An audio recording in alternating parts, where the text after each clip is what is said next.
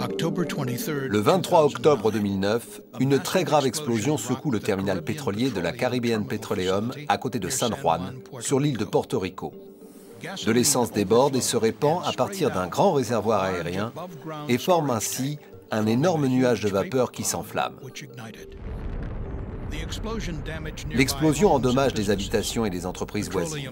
Le carburant se répand sur le sol, les canaux et les marais adjacents. Les incendies brûlent pendant plus de 2 jours, détruisant 17 des 48 bacs de stockage de l'installation. Le CSB a mis en évidence que les règlements actuels de l'EPA et les autres règlements sont inadaptés pour contrôler les risques dans des entreprises comme la Capeco, qui stockent de grandes quantités d'essence et autres substances inflammables.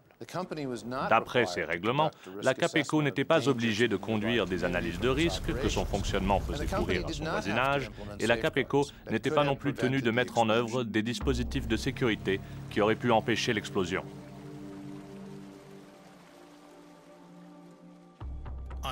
Le mercredi 21 octobre 2009, Caribbean Petroleum Corporation, ou Capeco, commence un transfert de routine de plus de 38 000 mètres cubes d'essence sans plomb depuis un pétrolier à l'aide d'un pipeline jusqu'à son dépôt à 4 km de là. Le plus grand des bacs du dépôt était largement assez grand pour contenir à lui seul tout le chargement, mais il était déjà occupé. Capeco décida donc de distribuer le chargement dans 4 bacs plus petits. Cette opération devait durer plus de 24 heures. Pendant le transfert, un opérateur de Capeco était en poste sur les quais, pendant qu'un autre manœuvrait les vannes au dépôt pétrolier pour distribuer le carburant. À midi, le jour suivant, le 22 octobre, l'opérateur du dépôt dévie l'essence vers les bacs 411 et 409. Pour contrôler le niveau de liquide dans les bacs, Capeco utilisait un système mécanique simple consistant en un flotteur et un ruban de mesure. Une carte électronique transmettait ensuite les mesures de niveau vers la salle de contrôle. Mais la carte de transmission du bac 409 était hors service. On demandait donc aux opérateurs de prendre note manuellement des indications de niveau une fois par heure. À 10 h du soir, dans la nuit du 22 au 23, le bac 411 atteint sa capacité maximale. L'opérateur dévie donc le flux vers le bac 409. Au même moment, un autre opérateur fait une lecture visuelle de niveau sur le bac 409 et rend compte à son responsable. Le responsable estime alors que le bac 409 sera plein vers 1 h du matin. Mais peu avant minuit, le bac 409 commence à déborder. De l'essence s'écoule des évents de respiration du bac, formant un nuage de vapeur et une mare d'essence dans le bassin de rétention. Le CSB a montré qu'approximativement 760 mètres cubes d'essence, l'équivalent de 20 camions-citernes pleins, furent relâchés par les 6 évents de respiration. Par cette nuit chaude et sans vent, le nuage de vapeur s'étendit rapidement sur une surface de 43 hectares. À minuit, l'opérateur du dépôt se prépare à effectuer la vérification horaire du bac 409. Mais avant d'atteindre le bac, il remarque la forte odeur d'essence. Il demande immédiatement à l'opérateur sur le port de couper de l'alimentation en essence. Le responsable du dépôt et un autre opérateur se rendent en bordure du dépôt.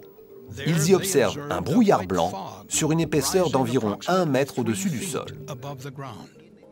Le superviseur envoie un opérateur au poste de sécurité pour que personne ne rentre sur le site. Le superviseur et l'opérateur restant se rendent en voiture sur un point élevé, distant du dépôt, pour mieux identifier la source de la fuite.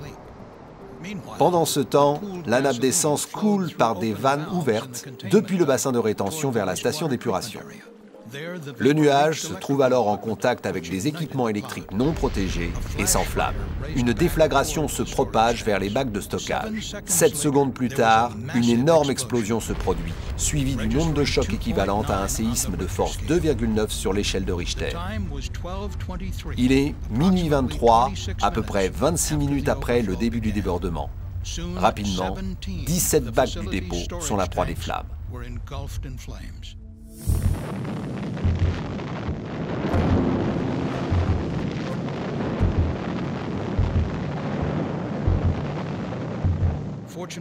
Heureusement, les 3 employés du dépôt réussissent à échapper aux flammes.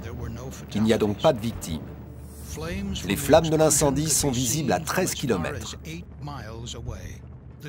L'onde de choc dévaste 300 habitations et entreprises du voisinage.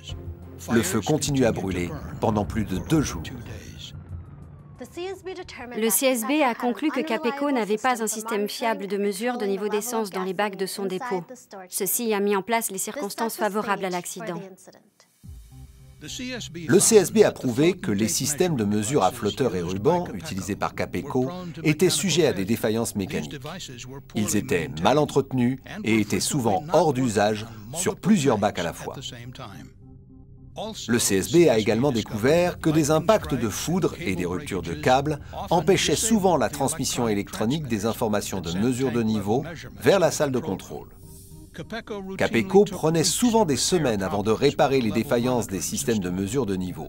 À la place, les opérateurs devaient faire des vérifications manuelles toutes les heures et calculer manuellement le temps qu'il faudrait pour que les bacs soient pleins avec des risques d'erreur. Nous avons démontré que les systèmes ruban flotteurs étaient les seuls que Capeco utilisait pour empêcher les débordements. Si ce système dysfonctionnait, l'entreprise n'avait pas d'autre couche de protection pour empêcher un accident. Phil Myers est un spécialiste des bacs de stockage aérien, reconnu dans tous les USA. Il a aidé notre équipe d'enquête. Le concept de couche de protection est bâti sur des dispositifs de sécurité qu'on met en place pour prévenir les accidents. La plupart des opérations de remplissage de bacs ne sont protégées que par une couche de sécurité qui doit être secondée par d'autres couches. Le CSB remarque que de bonnes pratiques de conception auraient demandé au moins 2 autres couches de protection chez Capeco.